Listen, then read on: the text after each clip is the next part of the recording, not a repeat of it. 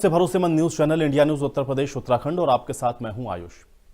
हिंदू धर्म में कुंभ मेला एक अनोखा और एक पवित्र पर्व है जिसे धर्म और आस्था का महोत्सव कहा जाता है। ये विश्वास है कि महाकुंभ मेले के दौरान पवित्र नदी में स्नान करने से सभी पापों का नाश होता है और मोक्ष की प्राप्ति होती है। इस विशेष अवसर पर लाखों करोड़ श्रद्धालु आते हैं, नदी में डुबकी लगाते हैं और अपने जीवन को आध्यात्मिकता से सराबोर करते हैं। ये महोत्सव केवल एक धार्मिक अनुष्ठान नहीं है, बल्कि भारतीय संस्कृति, अध्यात्म और भक्ति का एक अनुपम संगम भी है। तो आज आपको इंडिया न्यूज उत्तर प्रदेश उत्तराखंड आस्था के इस महाकुंभ में लेकर जाएगा और अनोखी छटा के दर्शन कराएगा।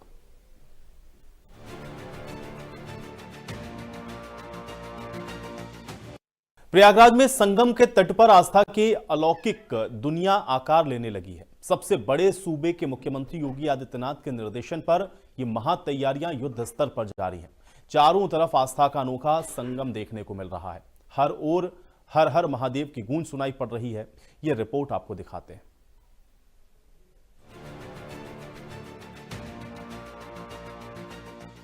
महाकुंभ की लगातार तैयारी हो रही है और सभी अखाड़े अपने अखाड़े परिसर का निर्माण कर रहे हैं और लगातार इसका कार्य प्रगति पर है। हम इस समय निर्मोही अखाड़े में हैं और निर्मोही अखाड़े के श्री महंत राजेंद्र दास महाराज जी हैं।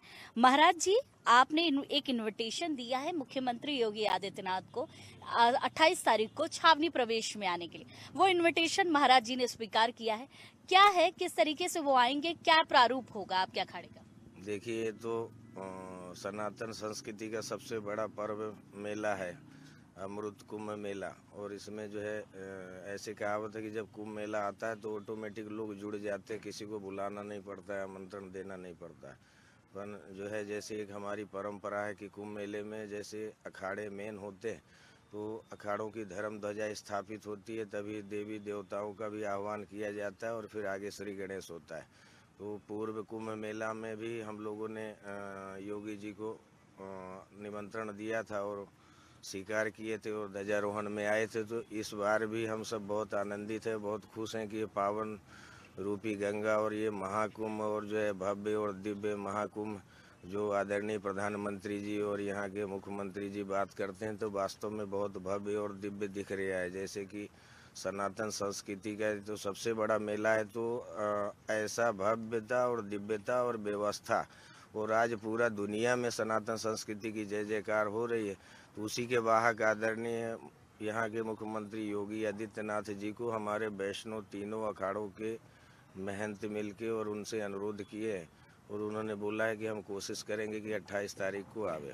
तीनों अखाड़ों की बात की जाए वैष्णव संप्रदाय के, तो तीनों लोगों का जो ध्वजा का कार्यक्रम है वो एक ही दिन है और उसी दिन आ रहे हैं मुख्यमंत्री। जी हाँ, वो क्रम से जैसे कि जो है 3 अखाड़े हैं वैष्णव के, तो क्रम से तीनों अखाड़ों का उन्हीं के हाथों जो है ध्वजारोहण कर रखा गया और हम सब बहुत आनंदित है, खुश हैं कि जो है भव्यता और दिव्यता जो है। तो स्वाभाविक है कि प्रधानमंत्री आते हैं तो गृह मंत्री आते हैं तो और मुख्यमंत्री आते हैं तो ये तो राजा नहीं महाराजा है, लोगों के दिलों का धड़कन है, जो शासक है। तो इनके आने से बहुत कोई भी कमियां भी होगी वो भी दूर होगी और जो है हम लोगों का मनोरथ पूर्ण होगा और भव्य और दिव्य कुंभ मेला होगा। महाराज जी, एक अंतिम सवाल, कार्यक्रम आपका 28 तारीख को, कितनी तैयारी आपकी हो चुकी है और किस तरीके से तैयारी चल रही है? देखिए, तैयारी तो सब हो ही रही है, जैसे कि समय से पहले जो है व्यवस्थाएं भी मिल रही और साधु संत भी आ रहे हैं और जो है भव्य और दिव्यता की जो बात हो रही तो फील्ड में दिख रही है।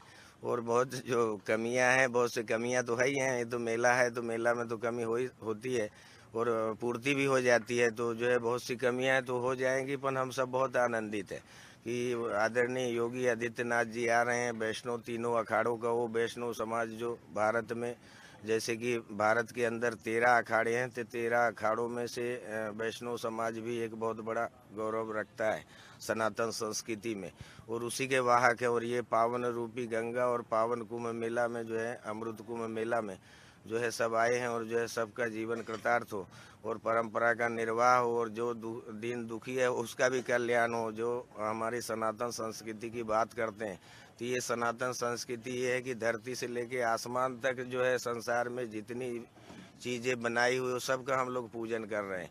तो ये आस्था का मेला, पर्व का मेला, भव्य और दिव्य मेला और मोदी जी और योगी जी का मेला जो है भव्य और दिव्य हो, उसके लिए हम वैष्णव तीनों अखाड़े के महंत मिलके आदरणीय मुख्यमंत्री जी को अनुरोध किए और 28 तारीख को आएंगे। आप सबसे भी अनुरोध है कि आप सब भी आइए और जो है देश में ज़्यादा से ज़्यादा और विदेश तक ज़्यादा से ज़्यादा ये सनातन संस्कृति के वाहक बने और सनातन संस्कृति के जो है धर्म से जुड़े और ये पावन रूपी गंगा में आके डुबकी लगावे, अपने जीवन को कृतार्थ करें। बहुत बहुत धन्यवाद महाराज जी। तो 28 तारीख को होने वाले वैष्णव संप्रदाय के ध्वजा के कार्यक्रम में मुख्यमंत्री योगी आदित्यनाथ मौजूद रहेंगे, आमंत्रण दे दिया गया है, स्वीकृति भी हो चुकी है। इससे पहले भी मुख्यमंत्री योगी आदित्यनाथ इस संप्रदाय के ध्वजा के कार्यक्रम में मौजूद थे और इस बार का भी आगमन का कार्यक्रम है। कैमरामैन राजेंद्र के साथ मैं वर्षा शाही, इंडिया न्यूज प्रयागराज।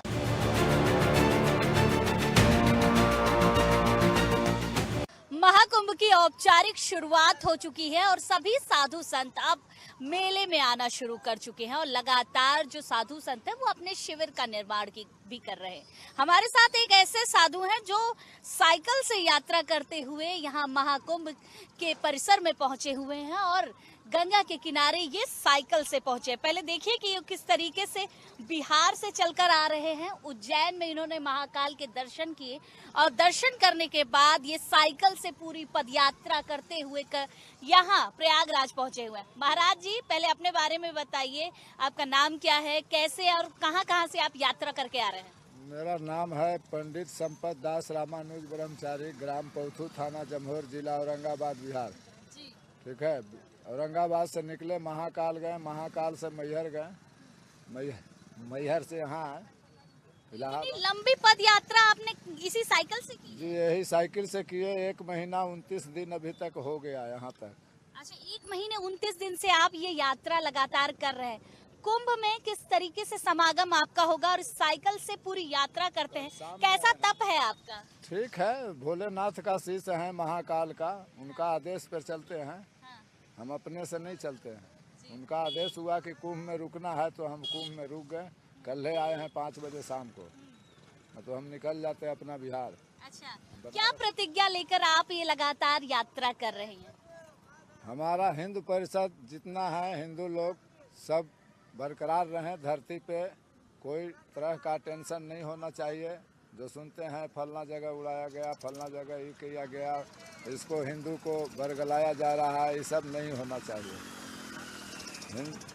हिंदू को जितने हम लोग हिंदू धर्म में मानने वाले हैं, सबको भोलेनाथ को, महाकाल से दया मांगता हूँ कि सब कोई जहाँ है वहाँ सही सलामत रहे। अच्छा, इस साइकिल पर आपने क्या क्या रखा हुआ है? ये झोली रखी हुई, इसमें क्या है? पीछे कैसे आप क्या क्या लेकर चल रहे हैं? इसमें सब कुछ है, हमारा बनाने खाने वाला, सोने वाला, बेडिंग सेटिंग सब है। कमल, सारी व्यवस्था एक ही में हो गई? सब इसी में, भोजन छाजन सब है।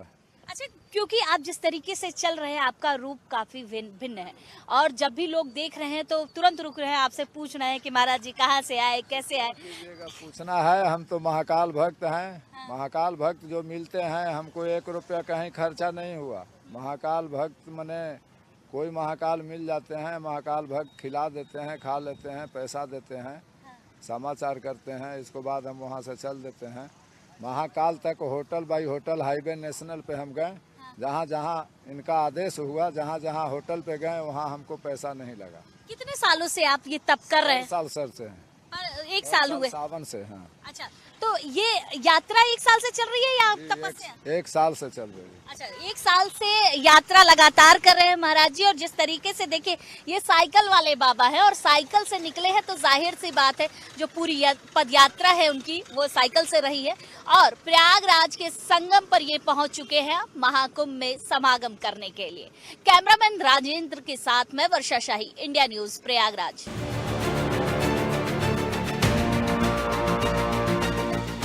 विद्या कुंभ का पहला पड़ाव आंगनवाड़ी केंद्र है। यहाँ पर बहुत ही छोटे छोटे बच्चे हैं और इनकी शिक्षा दीक्षा का ध्यान, इनका ध्यान और इनको किस तरीके से आगे बढ़ाया जा सके, किस तरीके से इनको ज्ञान दिया जा सके और जीवन में आगे बढ़ने का जो एक नया मूल मंत्र होता है वो दिया जा सके। आइए देखते हैं कि आंगनवाड़ी केंद्र में कैसे बच्चे रह रहे हैं, कैसे इनको पढ़ाया जा रहा है, कैसे समझाया जा रहा है, क्योंकि बहुत छोटे छोटे बच्चे, आप देखिए ये बच्चे, देखिए ये लगभग 2 साल के, 1.5 साल के, 3 साल के, ये छोटे छोटे बच्चे हैं जो आंगनबाड़ी केंद्र में हैं। इनको सारी चीज़ें सिखाई जाती हैं, चाहे वो शरीर के अंग के बारे में हो, चाहे वो गिनती हो, चाहे वो जानवरों की पहचान करना हो। तो ये बहुत छोटे छोटे बच्चे हैं जिनको पढ़ाया जा रहा है, सिखाया जा रहा है। और ये बच्चे अलग अलग जगह से आए हुए हैं, क्योंकि जिस तरीके से बताया जा रहा है इस विश्वविद्यालय के बारे में, अलग ही प्रारूप है। और इस प्रारूप के बीच में ये बच्चे शिक्षा दीक्षा ले रहे हैं। यहाँ की जो टीचर हैं उनसे बात करेंगे। मैम बताइए कि कैसे बच्चे यहाँ पढ़ाई कर रहे हैं और कैसे आप इकट्ठा करके ले आते हो इन्हें? बच्चों को जाते हैं, सुबह हम अपनी दाई को भेजते हैं, तो सब घर घर जा करके बच्चों को बुला करके लेके आती हैं। फिर सारे बच्चे हमारे इकट्ठे हो जाते हैं, फिर हम उनका स्वागत करते हैं, भावगीत कराते हैं और प्रार्थना भी पहले प्रार्थना ही कराते हैं, फिर भावगीत कराते हैं। फिर उनको पशु पक्षियों का ज्ञान, साग सब्जियों का ज्ञान, जो बच्चे हमारे यदि बहुत ज़्यादा जिससे कमज़ोर भी हैं तो उनके माँ बाप को बुला करके फिर समझाते हैं कि बच्चे को क्या खाना खिला रहे हैं, कैसे नहीं खिला रहे हैं।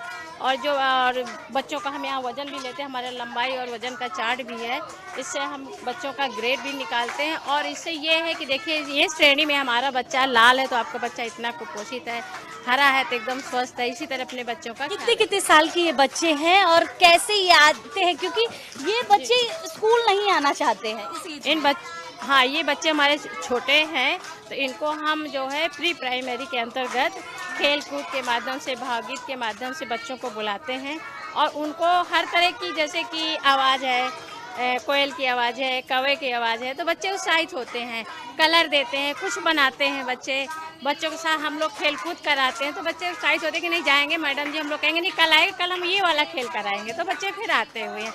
और इन बच्चों को हमको सिर्फ, क्योंकि हमारे ये 3 से 6 साल वाले बच्चे हैं, प्री एजुकेशन कहते हैं, इनको सिर्फ हमको एक तरह से एक तैयार करना है, बच्चों को बैठना उठना, मतलब जानकारी ये कि खेल कूद और रंगों का ज्ञान, पशु पक्षियों का, मतलब एक तरह से हमको इनकी तैयारी करवाना है। इन बच्चों की तैयारी कराई जा रही है, इनको सिखाया जा रहा है, जीवन का ज्ञान भी दिया जा रहा है। विद्या कुंभ के इस स्कूल का अगला पड़ाव हमारा ये कक्षा 3 का क्लास है। आप देखिए कि किस तरीके से यहाँ बच्चे पढ़ाई कर रहे हैं और पढ़ाई करने के साथ साथ इनको हर चीज़ें सिखाई जा रही हैं।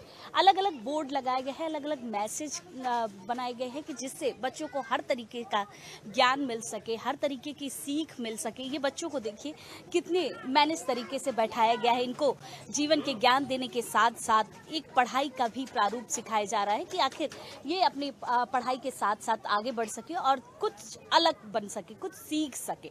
सर ये बताइए कि इस क्लास में किस तरीके से आप लोग पढ़ाते हैं, क्या क्या चीज़ें होती हैं इस क्लास में? ये मैम बेसिक शिक्षा विभाग की ये नई पहल है इस बार विद्या कुंभ के रूप में। ये हमारी कक्षा 3 की क्लास है। हमने यहाँ ये ध्यान रखा है कि जो बच्चे जो पिछली कक्षाओं में जो दूर दूर से हमारे श्रमिक भाई हैं, इनके बच्चे जहाँ पढ़ रहे थे उसी कक्षा के अंतर्गत हमने यहाँ पे इनका एडमिशन दिया है, जैसे कि उनकी पढ़ाई जो चल रही थी वही कंटिन्यू हो सके।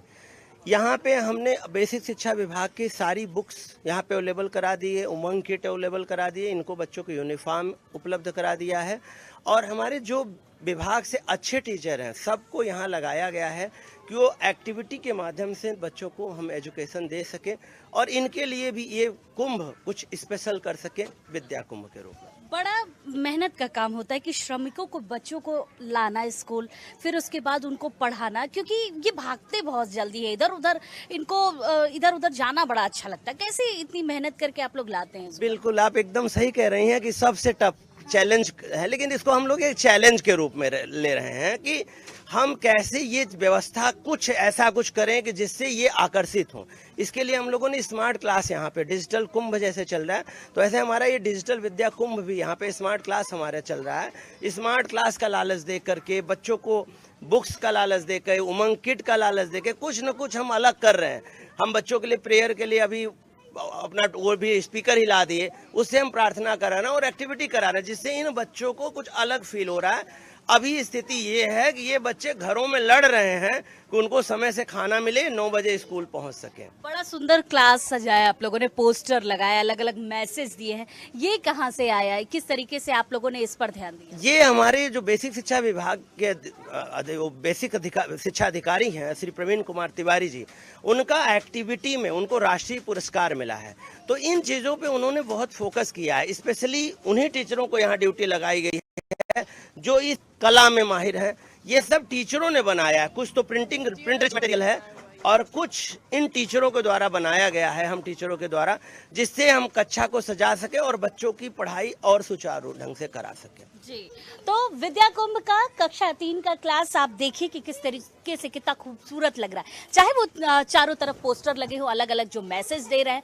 और यहाँ के जो शिक्षक जो इनको विद्या दे रहे हैं, ज्ञान दे रहे हैं और इनको जीवन में आगे बढ़ने की सीख दे रहे हैं। महाकुंभ की भव्य तैयारी की जा रही है। ये भव्य तैयारी कर कौन रहा है? श्रमिक। और कितने श्रमिक लगाए गए हैं? लगभग हजारों श्रमिक इस समय महाकुंभ को भव्य प्रारूप देने के लिए लगाए गए हैं। इन श्रमिकों के साथ साथ इनके छोटे छोटे बच्चे भी आए हैं, लेकिन इन बच्चों को कहाँ रखा जा रहा है, कैसे इनको शिक्षा दी जा रही है और कैसे इनको आगे जीवन में बढ़ाने के लिए ज्ञान दिया जा रहा है। इस समय हम कुंभ विद्यालय में हैं, विद्या कुंभ नाम है इसका, और आइए आपको दिखाते हैं इस विद्या कुंभ में श्रमिकों के बच्चों को कैसे पढ़ाया जा रहा है, कैसे ज्ञान दिया जा रहा है और कितना उनको बदला जा रहा है। इन श्रम की बात करें तो देश विदेश प्रदेश से सारे श्रमिक आए हुए हैं, यहाँ पर कार्य कर रहे हैं। इनके काफ़ी छोटे छोटे बच्चे हैं और आप देखिए कि उनके ज्ञान के लिए बेसिक शिक्षा विभाग की तरफ से विद्या कुंभ का निर्माण किया गया है। ये विद्या कुंभ आपको कुंभ नगरी में दिखेगी और कुंभ नगरी में इन बच्चों के ज्ञान के लिए आगे बढ़ाने के लिए इस विद्या कुंभ को बनाया गया है। देखिए मैसेज भी अलग अलग दिए गए हैं। दिव्य कुंभ, भव्य कुंभ, शिक्षा का संगम। यहाँ पर आपको शिक्षा का एक अलग संगम देखने को मिलेगा। अलग अलग क्लासेस बनाए गए हैं, कक्षा 5, कक्षा 3, कक्षा 2, कक्षा 1 और इसके साथ साथ आंगनवाड़ी केंद्र भी बनाया गया है। बच्चों को यहाँ उनके श्रमिकों माता पिता के पास से लाया जाता है, फिर उसके बाद उनको यहाँ पढ़ाया जाता है, पूरा दिन रखा जाता है और इनको उनके जीवन में आगे बढ़ सके उसका भी ज्ञान दिया जाता है। जिस तरीके से ये पूरा केंद्र बनाया गया है, बच्चे यहाँ सुबह आते हैं और फिर उसके बाद पढ़ाई शुरू करते हैं, अलग अलग एक्टिविटी करते हैं। उसके साथ साथ स्मार्ट क्लासेस भी बनाए गए हैं जिससे बच्चे अट्रैक्ट होकर यहाँ पर रहें और पढ़ाई कर सके। अगर बात की जाए जिस तरीके से यहाँ पर आने वाले श्रमिकों के जो बच्चे हैं वो काफ़ी मेहनत से आते हैं, क्योंकि श्रमिक के जो बच्चे हैं वो भागते हैं, इधर उधर रहते हैं, उसके बावजूद भी इनको यहाँ लाया जाता है शिक्षकों के द्वारा इनको पढ़ाया जाता है, एक्टिविटी कराई जाती है। आपको दिखाते हैं इस विद्या कुंभ में कैसे क्लासेस चलती है, कैसे स्मार्ट क्लासेस है और कैसे अन्य क्लासेस में एक्टिविटी के जरिए पढ़ाई हो रही है। महाकुंभ को पूरी तरीके से डिजिटलाइज किया जा रहा है और इस डिजिटल इंडिया के तहत महाकुंभ डिजिटल हो चुका है। लेकिन क्या आपको पता है इस विद्यालय में, इस विद्या कुंभ में डिजिटल तरीके से पढ़ाई की जा रही है। स्मार्ट क्लासेस बनाए गए हैं, श्रमिकों के बच्चों के लिए स्मार्ट क्लासेस बनाए गए हैं। आइए चलते हैं और देखते हैं ये स्मार्ट क्लासेस वर्किंग कैसे करता है और बच्चों को स्मार्ट तरीके से कैसे पढ़ाता है। ये देखिए स्मार्ट क्लासेस है और बच्चों को स्मार्ट तरीके से यहाँ पर पढ़ाया जाता है और ऑपरेटिंग सिस्टम पूरा लगाया गया है, क्योंकि स्मार्ट क्लासेस है। बच्चों को पूरी तरीके से दिखाया जाता है विजुलाइज तरीके से, जिसमें बच्चे पोयम सीखते हैं, पढ़ाई पूरी तरीके से करते हैं और अलग अलग चीज़ें, ये डिजिटल इंडिया के तहत पूरा कार्यक्रम चलता है, पूरी चीज़ें दिखाई जाती है।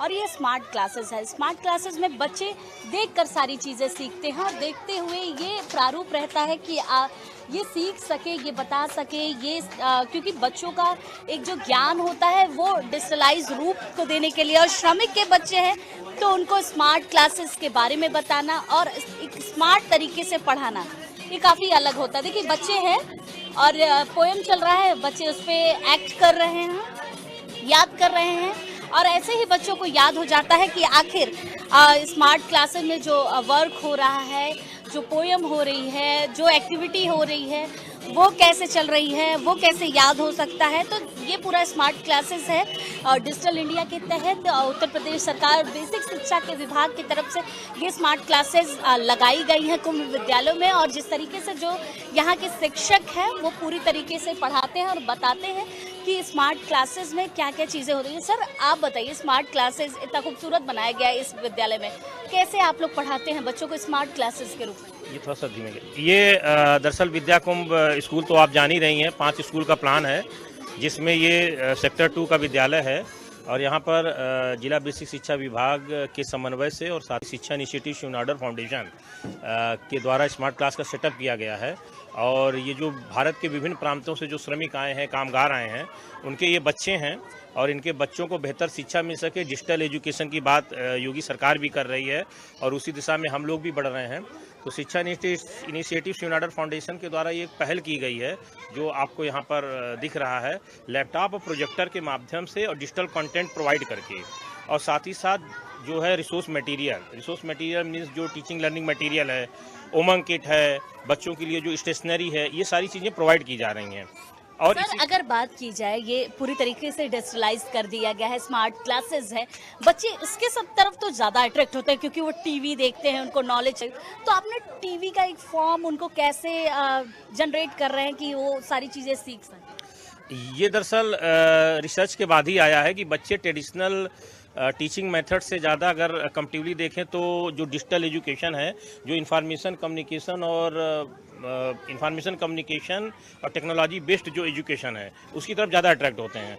और डिजिटल एजुकेशन में जब हम स्मार्ट क्लास के माध्यम से क्लास डिलीवर करते हैं तो बच्चे बड़े ही प्रोएक्टिवली ढंग से और बड़े ही इंटरेस्टिंग तरीके से और बड़े ही क्रिएटिव तरीके से इस चीज़ को अटेंड करते हैं और इनका रुझान भी काफ़ी ज़्यादा होता है। और इसका जो इम्पैक्ट की बात अगर हम करें तो इम्पैक्ट इनके लर्निंग आउटकम में दिखता है, जो इनका ग्रेड लेवल कॉम्पिटेंसी है, जो पर्टिकुलर ग्रेड में किस बच्चे को क्या सीखना चाहिए और क्या आना चाहिए, ये चीज़ें इससे ज़्यादा कवर होती हैं। सर कितने बच्चे होंगे इस पूरे, अगर विद्यालय की बात की जाए तो कितने बच्चे आते हैं? लगभग अभी 250 के आसपास बच्चे हैं और जब से ये इनॉग्रेशन हुआ है उसके बाद से बच्चों की संख्या लगातार बढ़ रही है और ख़ासतौर से जो आईसीटी स्मार्ट क्लास है उसके प्रति रुझान बच्चों का बढ़ रहा है और बच्चे टाइम से आते हैं और जो 9 बजे से लेकर के 3 बजे तक का जो स्कूल का समय है इसमें रहते हैं बच्चों को ड्रेस भी दी गई है, कॉपी किताब सारी फैसिलिटी दी गई है। तो ये एक अनोखी पहल है जो कि जिला बेसिक शिक्षा विभाग की तरफ से किया गया है।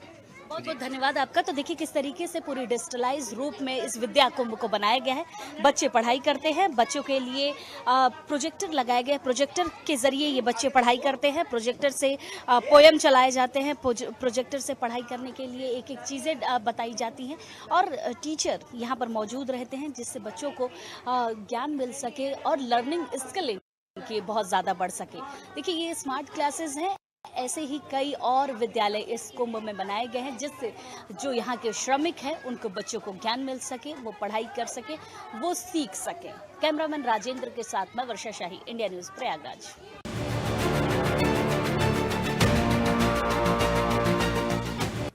महाकुंभ के समागम में सभी साधु संत अब अपने शिविर में पहुंच रहे हैं। शिविर में भूमि पूजन के कार्यक्रम हो रहे हैं। इस समय हम महाराज जी के साथ है, यतीन्द्रानंद महाराज जी हैं। महाराज जी, आपके शिविर में आज भूमि पूजन का कार्यक्रम है, कैसे ये कार्यक्रम हो रहा है और क्या विस्तार इस पूरे शिविर में होगा? प्रत्येक कुंभ में हमारा ये शिविर लगता है और आज इसका भूमि पूजन किया है। 10 जनवरी से और फिर 12 फरवरी तक ये शिविर चलेगा और शिविर में जो भी धार्मिक, सांस्कृतिक, सामाजिक, राष्ट्रीय कार्यक्रम रहते हैं, अनुष्ठान रहते हैं, वो यहाँ सब संपन्न किए जाएंगे। बड़ी मात्रा में भक्तों के साथ साधु संतों का यहाँ आगमन होगा। समय समय पर विभिन्न विषयों को लेकर गोष्ठी आदि रहेगी, यहाँ पर गोष्ठियाँ भी होंगी। महाराज जी, आपका जो शिविर है वो जूना अखाड़े से कनेक्टेड है, तो क्या नई चीज़ें इस बार देखने को मिलेगी आपके शिविर में? क्योंकि ज़्यादातर चीज़ें ये हो गई हैं कि डिजिटलाइज हो गई, तो क्या यह जो प्रोग्राम होंगे वो भी डिजिटल रूप में दिखाई देंगे जो लोग आ नहीं सकते उनको? हाँ, सभी कार्यक्रम जो हैं, क्योंकि आजकल साधन इतने ज़्यादा हो गए हैं तो वो सब टीवी चैनलों के माध्यम से भी और जो सोशल मीडिया है उसके माध्यम से भी और सभी भक्तों तक वो कार्यक्रम पहुंचाए जाएंगे। कुंभ का एक विस्तृत वर्णन और विस्तृत जो विराट स्वरूप है वो भी सब भक्तों तक पहुंचाया जाएगा। महाराज जी, जस्टिस शेखर ने जो बयान दिया था विश्व हिंदू परिषद के कार्यक्रम में, आपने मुलाकात की है उनसे, क्या बातचीत हुई है? उनको लगातार ये कहा जा रहा है कि उनको निकाला जाए, वो इस तरीके के बयान नहीं दे सकते। जहाँ तक मैं जस्टिस शेखर को जानता हूँ, वो बहुत अच्छे आदमी हैं, बहुत राष्ट्रवादी विचार के व्यक्ति हैं और मेरा उनसे पूर्व परिचय भी है, कल हमारी मुलाकात भी हुई है और उन्होंने ऐसा कुछ नहीं कहा कि जिस पर आपत्ति हो, क्योंकि उन्होंने जो भी कहा है वो एक स्वाभाविक कहा है और केवल भारत नहीं, ये प्रत्येक देश में जहाँ जो समाज रहता है तो उस समाज की जो भावनाएं हैं या उसकी जो परंपराएं हैं, जो उसकी संस्कृति है, वही उस देश में प्रमुख होनी चाहिए। तो उन्होंने भारत के विषय में भी वही बात बोली है जो पूरे विश्व में लागू होती है। कोई ऐसी आपत्तिजनक बात उन्होंने नहीं बोली है। महाराज जी, एक प्रतिष्ठित पद पर रहते हुए ऐसे बयान देना कहीं गलत नहीं है? देखिए, जो प्रतिष्ठित पद पर बैठे हैं उनको तो और भी आवश्यक हो जाता है कि वो जो सच्चाई है, जो एक यूनिवर्सल ट्रुथ है, उस पर वो कायम हों और जो स्पष्ट बात है वो बोलें, क्योंकि बड़े पदों पर अगर घुमा फिरा के बात बोलेंगे तो उसके अर्थ फिर बहुत अनर्थ हो जाते हैं। महाराज जी, एक और सवाल आपसे। मोहन भागवत का एक बयान आया, उन्होंने कहा कि राम मंदिर की तरह अब और लोग भी हिंदू नेता बनने के लिए जगह जगह मंदिर ढूंढ रहे हैं, जगह जगह मंदिर निकाल रहे हैं। अगर मस्जिदों को तोड़कर मंदिर निकाला जाएगा तो बवाल हो जाएगा पूरे विश्व में। देखिए, बवाल तो उस समय हो गया था जब मंदिर तोड़े गए थे और जो विधर्मी यहाँ आए, आक्रमणकारी आए, लुटेरे आए, उन्होंने भारत की संस्कृति को नष्ट करने का प्रयास किया और एक लंबा संघर्ष चल रहा था। तो आज हिंदुत्व के अंदर एक जागरण का भाव आया है और हिंदुत्व अपने उन पुराने स्थानों को पुनः वहाँ पर परमात्मा को प्रतिष्ठित करना चाहता है। तो मोहन भागवत जी ने क्या बोला है, किस संदर्भ में बोला है, वो बड़े आदमी हैं और बड़े संगठन के एक बड़े महत्वपूर्ण दायित्व पर हैं, तो उनका संदर्भ क्या है ये तो वही बता पाएंगे। लेकिन इतिहास में जो गलतियां हुई हैं तो उनका सुधार बहुत आवश्यक है। बहुत बहुत धन्यवाद आपका महाराज जी। तो इतिहास में जो गलतियां हुई हैं उसको सुधारना सबसे जरूरी है। कैमरामैन राजेंद्र के साथ मैं वर्षा शाही, इंडिया न्यूज प्रयागराज।